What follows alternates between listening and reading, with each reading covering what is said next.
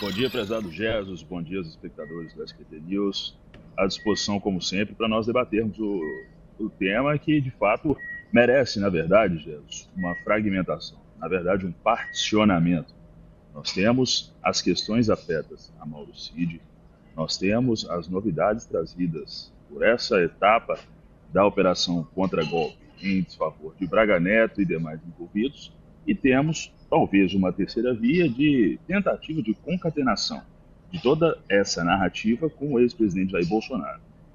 Com relação a Mauro Cid, certamente terá sérios problemas em razão da celebração de um acordo de delação premiada, o que, de certa forma, do ponto de vista técnico, Jesus, nós enfrentamos habitualmente na perspectiva doutrinária determinada confusão e um hibridismo. Por quê? Porque esse tipo de perspectiva procedimental encontra resguardo numa temática específica, afeta organizações criminosas, na Lei 12.850 de 2013, e num outro regramento legal que, de certa forma, trata de proteção a testemunhas, etc. e tal, enfim. O ordenamento jurídico brasileiro ainda não chegou num denominador comum com relação à natureza jurídica desse tipo de acordo, desse tipo de instrumento investigativo, por assim dizer. Porém, Mauro Cid, agora, numa possível audiência de justificação junto ao ministro Alexandre de Moraes, vai ter que trazer determinados esclarecimentos com relação a supostas omissões nesse acordo de delação premiada. Omissões pautadas por provas supervenientes, novas, através das extrações promovidas pelo Celebrite, talvez pelo First Mile, e que, naquela época, ele não trouxe de maneira clara, transparente, enfim, talvez, em algum momento, por confiar que o telefone celular pudesse promover ali um bloqueio e não ser aberto, não ser submetido a uma extração profunda. Mas, enfim, com relação aos demais, e aqui eu vou adotar a máxima cautela necessária, Jesus, do ponto de vista jurídico, as prisões, se nós considerarmos a atualidade, nós chegamos à conclusão de que carece de contemporaneidade, de atualidade. Por quê? Porque se os fatos remontam a 2022 e agora esses indivíduos são presos sem uma justificativa efetiva de conexão com a realidade ou de até mesmo permanência em determinadas condutas criminosas, nós precisamos necessariamente relativizar os fundamentos que levam a efeito esse acautelamento preventivo. A não ser que em algum tópico da investigação, a Polícia Federal, a Procuradoria-Geral da República, convenceram o ministro Alexandre de Moraes de que há uma permanência, um crime permanente sendo difundido e amplamente conduzido por esses indivíduos até os dias de hoje. Caso contrário, a prisão passa, de certa forma, a ter certa sensibilidade em sua fundamentação. Berlink, para a gente entender aqui... Desculpe interrompê-lo. Esse ponto é importante porque, no entendimento, e eu vejo que no seu também, de alguns criminalistas, por mais que seja ou fosse verdadeira essa trama para assassinar Lula, Alckmin e Moraes. Vamos imaginar que, além de planejar, eles teriam iniciado a execução. Se espalhado no dia 15 de dezembro de 2022, vou tentar, eu vejo que você está no aeroporto aí, vou repetir aqui, porque foi bem na hora que, espero que não seja o seu voo, hein? Não, mas eu vou estar embarcando ali, mas ainda dá tempo, a fila está grande, mas vamos lá. Ao vivo tem dessas coisas. Vamos então lá. Pronto, então beleza. Que bom que você está aqui com a gente ainda. Se precisar, pode sair correndo, não tem problema, mas vamos tentar aqui. Fique em paz, vamos lá. Vamos imaginar, não vou entrar em polêmica aqui, porque nossa audiência se divide, isso é muito claro, assim como o Brasil inteiro. Vamos imaginar que isso é tudo verdadeiro.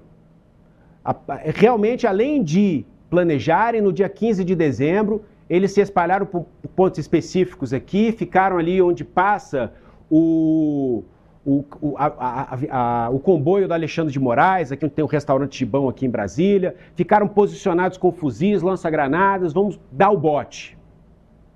Isso aconteceu em 2022, não está acontecendo mais agora. Ou seja, o risco teria se cessado, então não justifica uma prisão preventiva. Esse é o entendimento. Sim, Jesus, basicamente sim.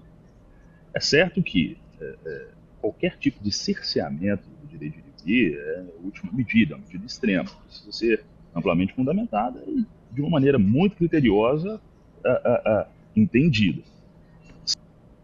2022. E aqui eu vou tentar não ser tão tecnicista, porque eu teria que falar aqui de ter crimes, de fase de planejamento, enfim. Mas o público não quer saber disso. O público quer saber o seguinte: se em 2022 houve, de certa forma, um planejamento, houve uma regimentação das pessoas, uma estruturação, e nada foi levado a efeito, o que justifica, de fato, hoje uma prisão preventiva? Eles continuaram a tratar dessas questões ali via Signal, eles continuaram tentando estruturar algum golpe, alguma coisa nesse sentido. Não se tem a notícia até então de que isso venha acontecendo, e sobretudo com participação ativa de Braga Neto ou até mesmo do ex-presidente Jair Bolsonaro. Uma análise seca e superficial. Agora, se em algum momento das investigações a Polícia Federal conseguir provar e a Procuradoria-Geral da República corroborar de que há um status de permanência, um status de continuidade desse conluio e que em algum momento isso trouxe algum risco à ordem pública ou à garantia da aplicação da lei penal, ou a garantia de uma possível instrução criminal, ou a garantia da ordem econômica, por se tratarem de agentes amplamente conhecidos e de uma estrutura política ideológica muito grande, e havendo permanência da atividade criminosa, aí sim essa prisão preventiva se justificaria. Mas a notícia que nós temos é que, de fato, nada nesse sentido foi levantado até então, que tudo ainda se encontra conectado com 2022. Agora, de certa forma, o que nos causa estranheza, Jesus, que a gente não pode deixar jamais de levantar, é o seguinte: tá, se nesse momento prende esses agentes, por que não prender Braga Neto e por que não prender Jair Bolsonaro? Obviamente que a resposta redunda na perspectiva de que ainda há fragilidade, há sensibilidade no arcabouço indiciário e não probatório. Por quê? Porque tudo isso só poderá ser taxado como prova depois de uma denúncia ministerial ofertada e recebida, sobretudo do ponto de vista de validação de provas digitais. As investigações seguiram as regras necessárias de convalidação, por exemplo, das extrações via Cellebrite, a norma ISO/IEC 27037 de 2013 da Associação Brasileira de Normas Técnicas, a Fishing Expedition, a pescaria probatória, a uso correto do First Mile para determinados levantamentos de geolocalização, enfim, tudo isso é uma discussão que, obviamente, as defesas irão levar a efeito posteriormente no momento adequado. Mas, agora, nesse status de tramitação das investigações, nós temos uma série de vertentes que ainda precisam ser, de fato, convalidadas para nós termos a certeza absoluta, a sedimentação de que haveriam crimes sendo perpetrados não só em 2022, mas que se estenderam no tempo, inclusive chegando aos dias atuais, que possam justificar uma prisão preventiva. A grande questão em todas essas análises é a necessidade efetiva de separarmos a perspectiva do campo técnico da perspectiva do campo político. Decisões judiciais não podem ser pautadas pura e simplesmente por sensações políticas. Decisões judiciais precisam ser pragmáticas e seguir o regramento, o ordenamento não só legal, mas também jurisprudencial. Por quê? Porque nessa linha de interpretação nós sabemos que uma prisão preventiva precisa ser fundamentada em contemporaneidade, em atualidade de determinadas práticas criminosas que venham a colocar em risco a ordem pública, a garantia da aplicação da lei penal, a garantia da instrução criminal, a garantia da ordem econômica e uma série de outros bens que necessariamente precisam ser tutelados na sociedade.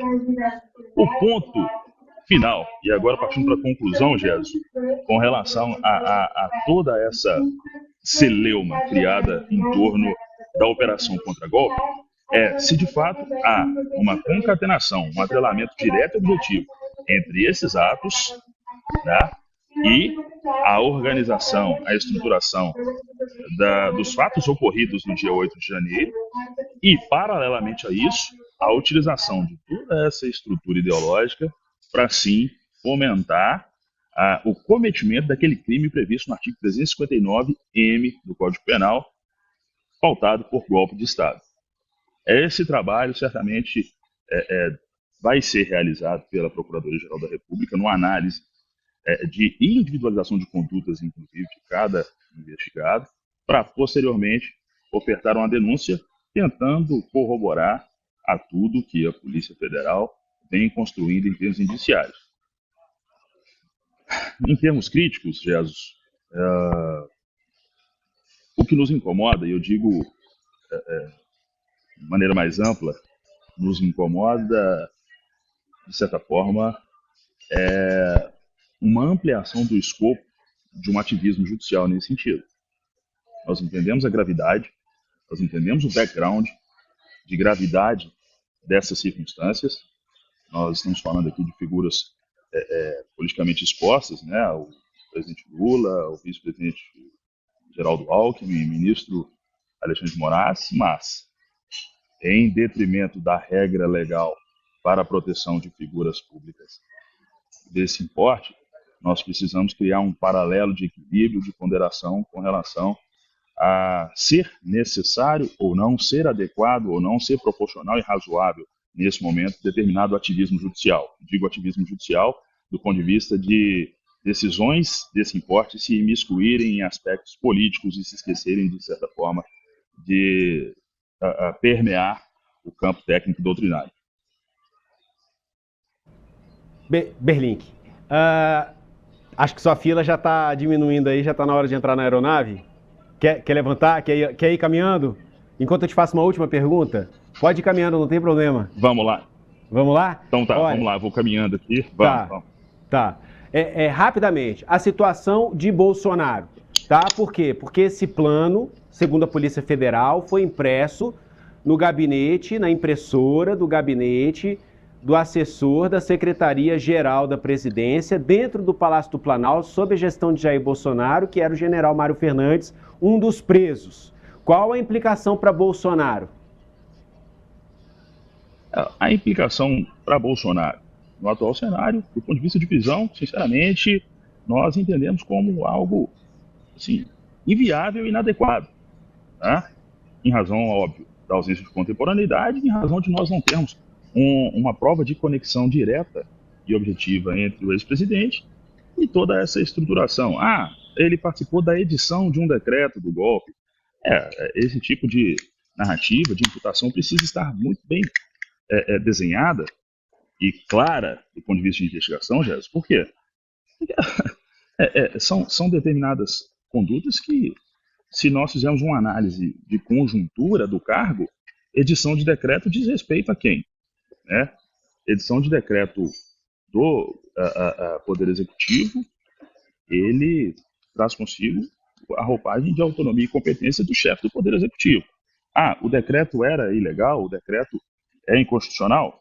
A gente não sabe fazer esse tipo de análise. Por quê? Porque sequer foi materializado, sequer há uma publicação de um decreto nesse sentido. Repito, se há um planejamento, esse planejamento não se materializou numa execução própria, nem tampouco numa possível tentativa, se é que, em algum momento, algum crime nesse sentido comporte o modal tentado, a tentativa. Mas, repita-se, as circunstâncias começam a ganhar um tom de afunilamento, tanto do ponto de vista político quanto do ponto de vista criminal, em desfavor do ex-presidente Jair Bolsonaro, de Braga Neto, sobretudo de Mauro Cid, em razão, inclusive, de poder ser interpretado nessa audiência hoje junto ao ministro Alexandre de Moraes, como precursor do crime de obstrução da justiça ou até mesmo fraude processual. em razão de alguma perspectiva obnubilada, obscura e omissa, trazida no acordo de delação premiada, celebrado outrora.